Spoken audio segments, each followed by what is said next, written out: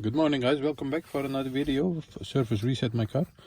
Today I'm going to show you how you can reset the tire puncture pressure of a Volkswagen Touran. It's a 2018 model, and I'm going to show you how you can do it for yourself after repairing a tire, changing tires, and when the indicator flashes on your dashboard.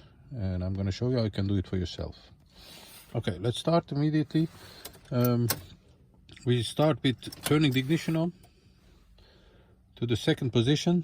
Then we're gonna use the multimedia area over here. You have the radio, media, phone, mute, setup, sound, car, and the menu. We're gonna go to car, like this.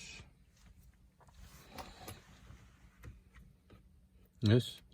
Once you are there, you can press a few times on car, like this, and ultimately you're gonna get this one. Once you are here, you're gonna press the set button over here. Then you have to confirm that you did all the 4 tire pressures. Confirm it. Once you have confirmed it, the tire pressure is stored and the indicator will disappear on your dashboard. That was it for today. I hope you enjoyed it. Did you enjoy it?